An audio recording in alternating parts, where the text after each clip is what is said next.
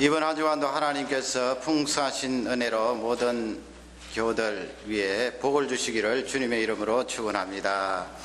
오늘 말씀의 제목은 생계를 위해 이렇게 간청하라, 그런 제목입니다. 생계를 위해 이렇게 간청하라. 인생을 살다가 보면 어렵고 힘들 때 우리가 그런 말을 자주 합니다. 먹고 살기 힘들다, 간략하게 그렇게 표현을 하죠. 뭐 심지어 좀 심하게는 입에 풀칠하기도 어렵다, 그렇게 표현을 하는데, 인생이 힘들 때, 고달플 때 그렇게 먹는 문제를 가지고 걸고 넘어지게 되는 것입니다. 또 다른 표현으로 하면 뭐 먹고 살고, 오늘 본문과 비슷합니다. 뭐 먹고 살고, 어떻게 살고, 뭐 먹고 살고 할 때 그 음식이 너무 많아서 이것저것 어느 것을 선택할지 모르겠다, 그런 의미가 아니겠지요. 뭐 먹고 살고 먹는 문제가 어렵다, 그런 내용이 되겠습니다. 오늘 이스라엘 백성들이 실제 에집트 땅에서 나와서 사막 생활을 몇 개월 하고 나니까 이 만만치 않습니다. 먼지는 일어나지요, 낮에는 덥지요, 밤에는 춥지요, 뭐 바라보면은 온 천지가 모래뿐이고 참 인생이 어렵습니다. 그런 상황 가운데 이스라엘 백성들이 그 어려운 인생을 놓고 먹는 문제를 가지고 나오게 되는 것입니다. 4절 말씀에 가면 누가 우리에게 고기를 주어 먹게 할꼬, 그렇습니다. 이스라엘 백성도 우리하고 뭐 크게 다를 바가 없습니다. 인생 살이가 힘들 때 먹는 문제를 가지고 들고 나오는데요, 누가 우리에게 고기를 주어 먹게 할꼬.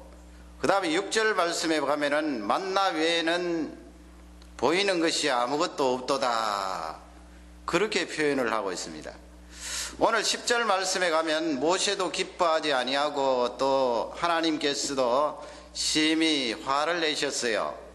그런 거 보니까 이스라엘이 이런 식으로 표현하는 것은 하나님 마음에 들지 않았다 하는 것을 우리가 잘 알 수가 있습니다. 그러면 이스라엘 백성들이 생계를 놓고 이렇게 표현하고 하나님 앞에 나오는 식으로 하면 우리는 안 되겠습니다. 반대로 뒤집어서 우리가 생계 문제에 직면할 때, 인생 사례가 어려울 때에 이렇게 하지 말고 반대로 하면 되는 것입니다. 반대로 하면은 모세도 기뻐하고 하나님도 기뻐하실 것이요, 하나님께서 협조해 하셔서 우리의 생계의 문제도 해결해 주실 줄 확신합니다. 그래서 오늘 반대로 세 가지 살펴보기를 원합니다. 이민생활 하시면서 생계 문제에 부딪혀 보지 않으신 분은 없을 것입니다.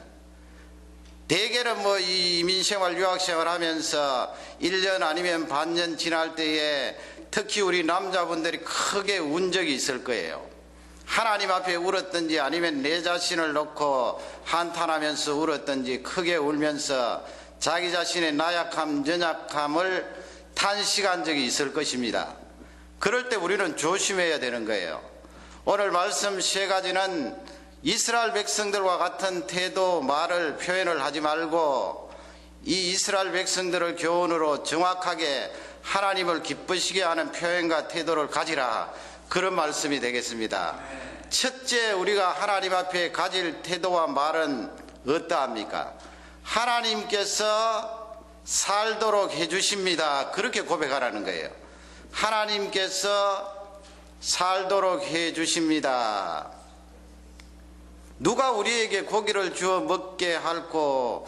하나님께서 이스라엘 백성들 가운데 살아 계시는데요, 그렇게 이야기하면 하나님께서 몹시 기분이 상합니다.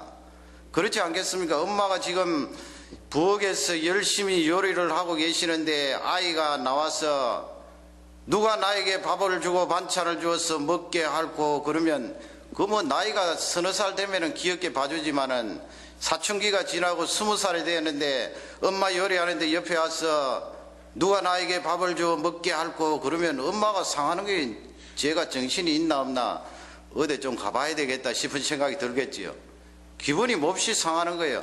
하나님도 마찬가지입니다. 만나를 주셨는데요, 우리 눈에는 만나밖에 아무것도 없구나, 그렇게 나온단 말이에요.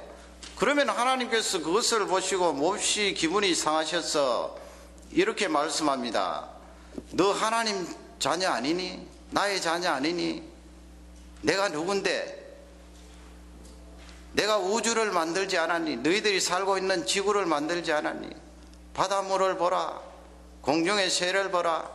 너 도대체 예수 믿은 지가 몇 년인데 아직까지 내가 뭐 먹고 살고 누가 우리에게 고기를 주어 먹게 할고 나에게 밥을 누가 줄고 그런 말을 아직까지 하고 있니? 그래 너 말대로 누가 나에게 고기를 주어 먹게 할고 그렇게 이야기를 하면 나도 너에게 안 주겠다. 하나님께서 사실 삐치시는 거예요. 벌써 몇 년이 지났는데 횟수로 따져서 수없이 지나고 하나님의 말씀을 들었는데 내가 뭐 먹고 살고 입에 풀칠도 하기 힘들다. 그러면 하나님께서 대단히 섭섭해 하시는 것입니다. 이스라엘 백성들은 이미 만나라는 것을 먹고 있었습니다. 여러분, 오늘 8절 9절 말씀에 보면 백성들이 두루다니면서 그것을 거둔다고 그랬죠. 무엇을 거두며? 만나를 거둡니다. 이 만나라는 것은요 아주 희고 가시 같은데 우리가 안 봤으니까 정확하게 모르겠지만은 성경에 기록된 대로 보면은 이스라엘 백성들이 그것을 아침에 거두어서 어떻게 맷돌에 갈기도 하고 절구에 찢기도 하고 그 다음에 가마솥에 넣어서 삶기도 하고 그렇게 해서 과자처럼 이렇게 만들었는데 그 맛은 기름 섞은 과자와 같더라. 성경은 그렇게 기록을 하고 있습니다. 그리고 9절에 보면은 밤에 이슬이 내릴 때에 하나님께서 만나를 소복소복 나리워 주시는 거예요. 참 신기한 일이죠. 그 흰 것이 마치 눈처럼 아침에 일어나 보면은 소복하게 쌓여있는 거예요. 그러면 이스라엘 백성들은 나가서 그 만나를 거두어서 요리를 해서 먹으면 되는 것입니다. 이 만나의 이름의 뜻이 무엇입니까? 그것이 무엇이냐예요. 그것이 무엇이냐?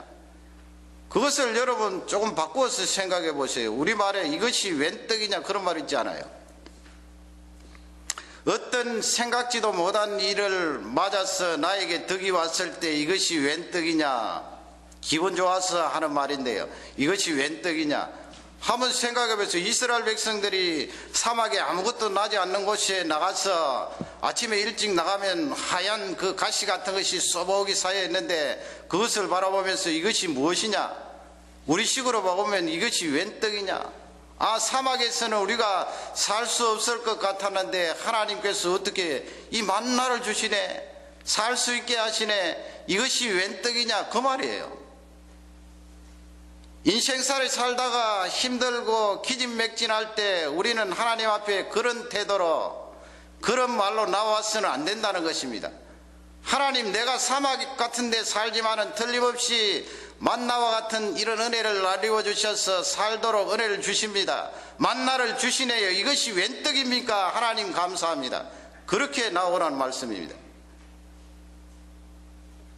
저나 우리 어른 성도님들은 박정희 대통령 치리하실 때 우리가 성장했습니다. 그분이 잘못한 점도 많으시겠죠.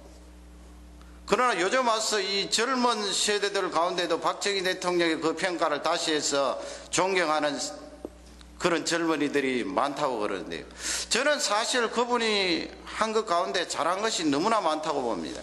하나님께서 우리 민족에게 은혜를 더하시려고 물론 독재를 하면서 많은 사람들에게 어려움을 준 것은 자기 권력을 유지하기 위해서 잘못한 부분이지만은 그러나 하나님께서 허용하셨기에 그런 강력한 지도자가 나왔습니다. 그 가운데 보세요. 그렇게 오랫동안 나라를 다스리면서 자기를 위해서 돈을 끌고 모으지는 않았어요. 그러기에 그 따님이 아직까지 건재해서 차기에 지금 생각하고 있지 않아요? 그 정도만 해도 대단한 것입니다. 다른 나라 사람들 보면은 독재 그렇게 하면은 재산을 끌고 모으고 자기를 위해서 치부를 하지 않아요. 이분은 깨끗합니다. 그리고 이분은 우리에게 근면을 심어주었고 부지런함을 심어주었어요. 새벽종이 울렸네, 아침에 일어나 새마을 운동,